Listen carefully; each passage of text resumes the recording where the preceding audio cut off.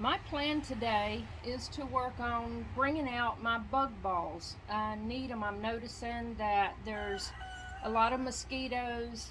There's a lot there. The yellow flies are starting to come out, and the bug balls are very efficient in remedying that situation. But I came over here to get something and noticed my parsley is extremely full, and I should have harvested this by now, so I'm gonna stop for a minute. My husband says I saw a squirrel, but I'm gonna stop for a minute and I'm gonna harvest some parsley.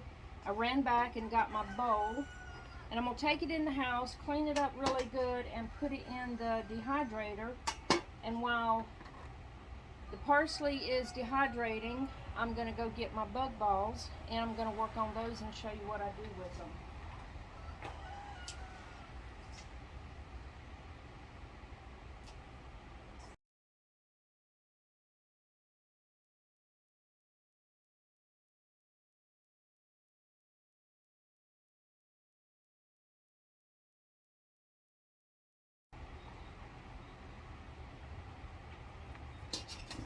Pretty good bowl.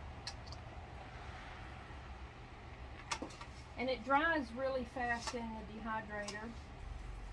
Now I'm going to take this in the house, wash it up really good, put it in the dehydrator, and then I will hunt for my bug balls.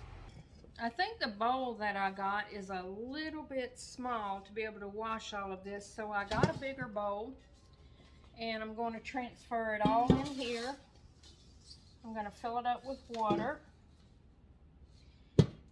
soak it for a few minutes, rinse it out. I'm going to do this several times, and then I will put all of this in a salad spinner and just spin all the water out.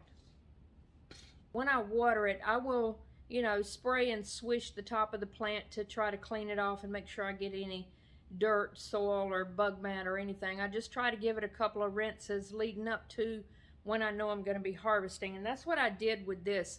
Even though it's hanging in the greenhouse, I don't know, bugs, spiders, lizards will still crawl on it. But I've been rinsing it off for a few days. It was fairly clean. The water was not dirty or foggy or anything, but I did give it a couple of rinses anyways.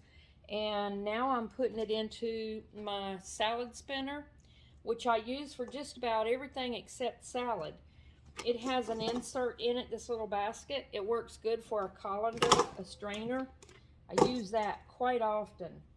And what I'm going to do, I want these stems because it helps them to lay better. I can place them on the dehydrator trays really well, but I will trim them off so that there's not too much stem. That one's good. Trim that off.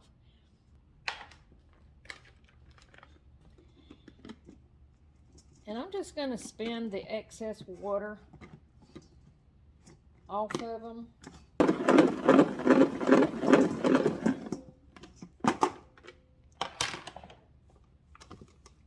So the excess water is off, and I'm going to get my trays.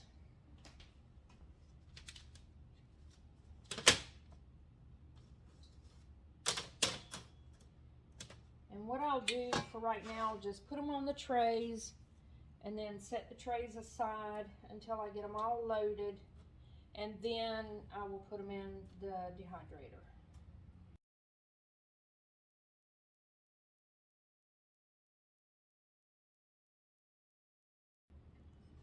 That actually only took 5.5 trays, so I was way off on my estimation. But 5.5 trays will now go in the dehydrator. The brand that I use is the Excalibur, and it's the economy version. I'm not fond of the round dehydrators with the stackable trays. I like the box version where the trays go in, but it holds 9 trays, and they go in these slots right here. It holds a lot. It has a dial back here, and it has, you can't see it for my junk up here, but it has a guide to tell you what setting to put it on. Parsley is an herb, and that's going to be the lowest setting, which is 95 degrees. And This version does not have a timer. I wish it did, but this has been a very good dehydrator, and it was not the most expensive, of course, and it was not the cheapest. It was about a mid-range at the time. I don't know what they cost now, but I highly recommend this box version from Excalibur. They have a handful of models to choose from, but I do like the Excalibur. I try not to stuff it too full, and if in this case I only have 5.5 trays, so it's going to take up 6 trays worth. I'm going to space them a little bit to give a little more airflow.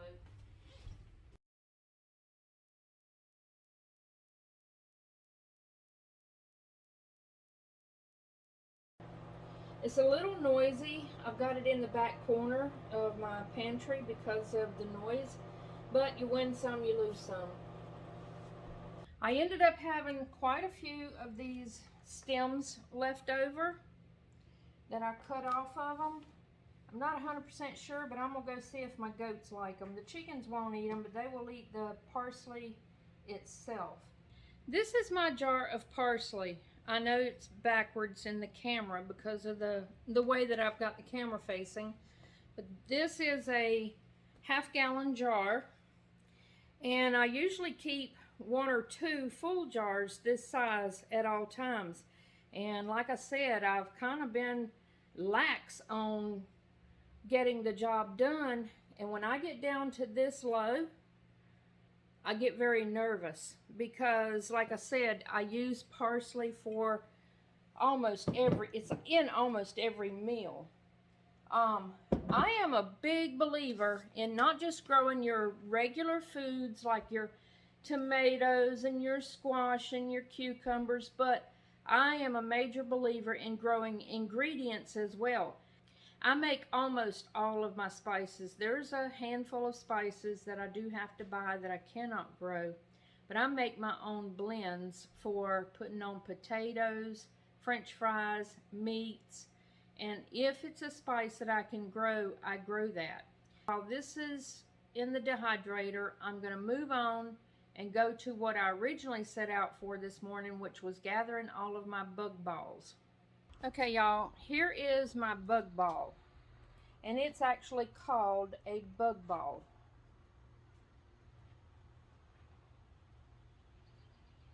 I can't tell who it's by. It's for deer flies, yellow flies, white flies, really any kind of insect that flies. Apparently, these insects are attracted to something that waves in the wind like this, and they're attracted to black. Now there are some, you can get the yellow balls.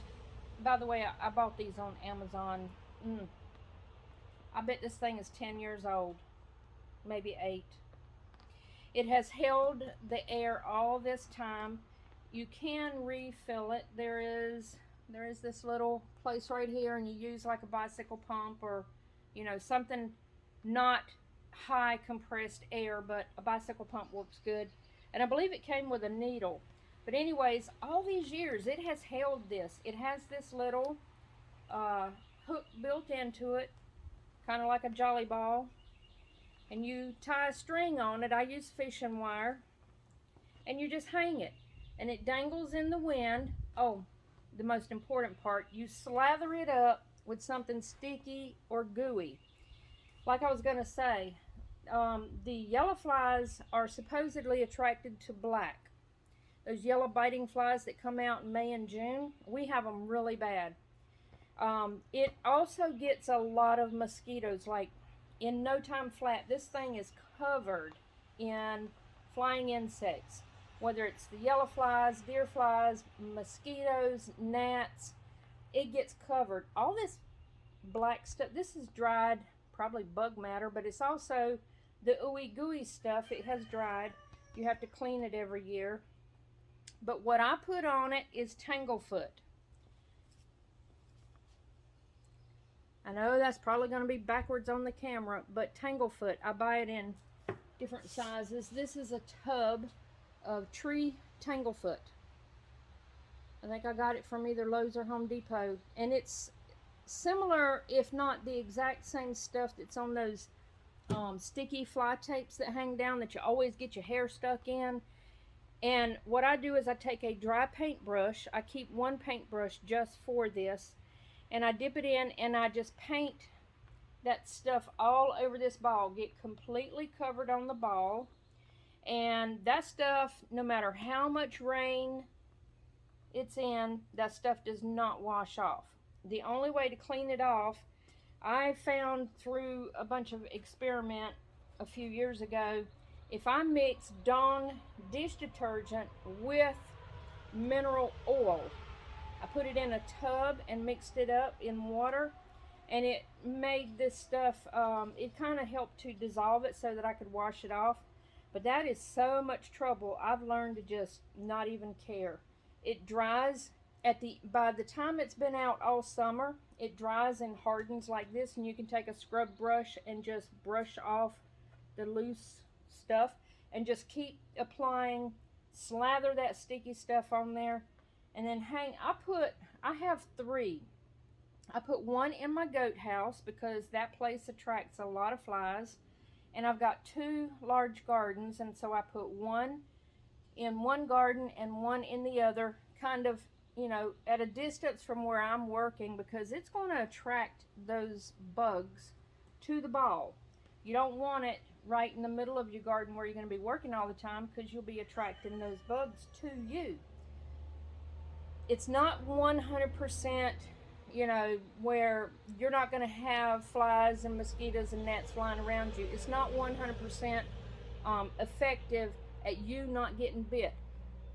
But it's very effective when you see thousands of bugs on this. That's thousands of bugs that didn't come to you and bite you. So you're still, you know, it doesn't get rid of all of them. They have to fly to it and land on it and stick to it. And that's what happens. They stick to it. And then they die. I guess they just dehydrate on the ball out in the sun. And that's another thing, it needs to be in the sun. The sun keeps that sticky kind of ooey gooey, and so it works good. I feel like it's worth me putting them out every year, because when I see thousands of bugs stuck to this in my garden, that means thousands did not bite me. And so it's that time of year. I usually put them up in early spring and then take them down for the winter and store them in my one of my buildings. But anyways, this is just one. I've only got 3. I think I'm gonna buy some more because I want to put some more out in different places. And they may have them in hardware stores. I'm not sure. I've never seen them. But anyways, these are worthy to invest and put in your garden or around your yard. Anything to combat insects, mosquitoes, and those daggone yellow flies that bite so bad. I have terrible reactions from those yellow flies. So anyways, I'm going to clean this up just a little. I'm going to brush it off. I'm going to find my other, I've got 3 like I said, but one I know is in the goat house. I don't know where my 3rd one is. I've got to find it, but I'm going to put them up in my garden.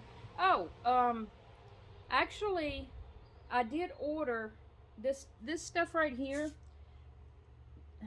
This can of Tanglefoot came with the balls, and that's how long it has lasted. It's actually almost empty. But now I noticed that they have a spray, and I thought, well, that would be convenient because it's a pain in the behind to smear all of this on with a paintbrush. So I did order a can of the spray ooey gooey stuff, and that'll be here in the next couple of days. That is probably an easier option than having to paint that stuff on. So I'm going to try it and see if it's as effective and if it is as sticky and gooey and how long it lasts. Because when you put the Tanglefoot on the ball, I probably don't reapply but one more time over the summer. Girls, it's okay. Hush, hush. Once or twice, beginning of the season and towards July, August, I might reapply. Girls, that's my dogs. No, it's okay. But it's a good investment. I think that you would like it if you put it out in your garden, if you want to try to prevent some of the insects, the biting insects that's all around. Because it is a hassle to try to do yard work and gardening when you're getting eaten alive. And our mosquitoes here, we're kind of out in the country. We we call them dinosaurs. They're really big biting machines.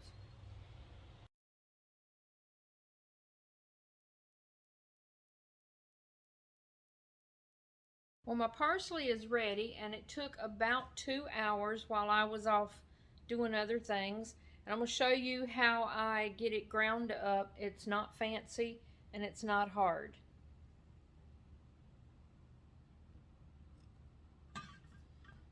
So I just take them on the stems and just crush them into a bowl with my hands. I'm not going to do all of it on camera, but I'm going to just show you how easy it is to crush. Here's another way to do them. If you have this kind of tray, you can just take them and just roll them around on the tray, and the crushed pieces will fall through this little mesh thing here if your counter is clean.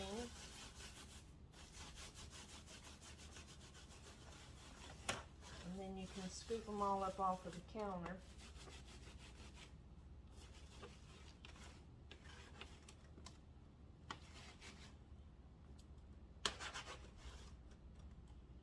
Stem pieces.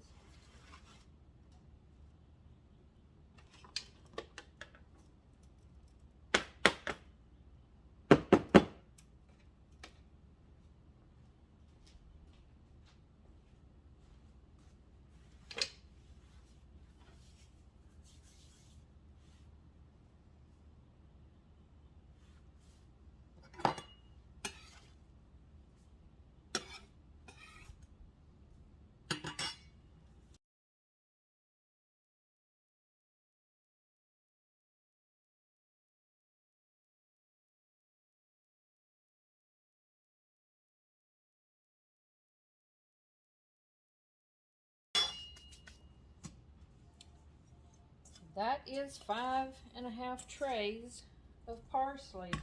I'm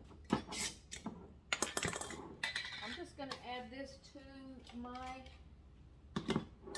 regular jar.